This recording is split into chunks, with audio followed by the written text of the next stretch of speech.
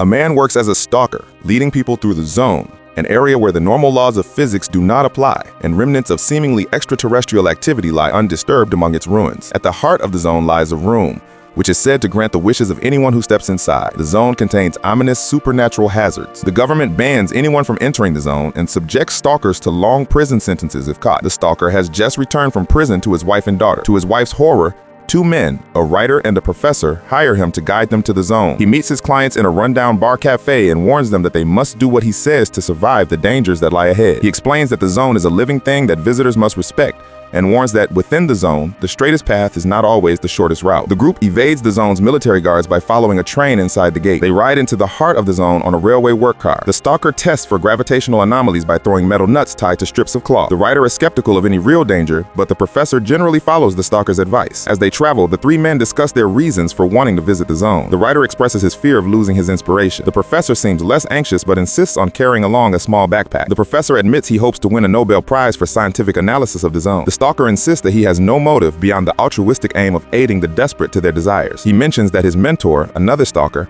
obtained great riches by entering the room and then hanged himself. After traveling through the fields and tunnels, the three finally reach their destination, a decrepit industrial building. The men hesitate as the room is guarded by a meat grinding anomaly that requires a death for someone to enter the room proper, which causes an argument. In a small antechamber, a phone rings.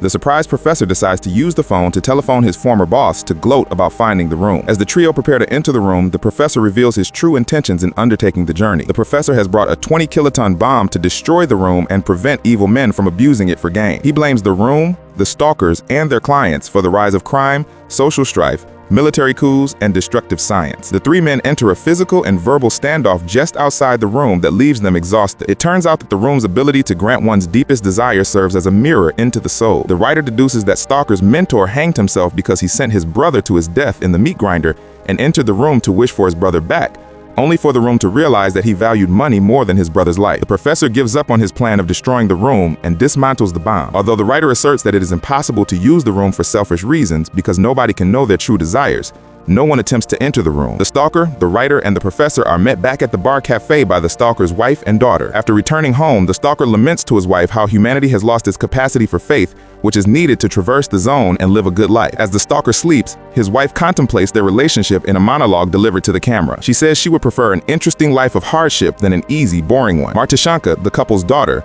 sits alone in the kitchen reading while a love poem by Foryo de Tuchev is recited. She appears to use psychokinesis to push 3 drinking glasses across the table, seemingly a byproduct of her status as a mutant of the zone. Shortly afterwards, a train passes by the family's apartment and the room shakes, while Beethoven's Ninth Symphony is heard.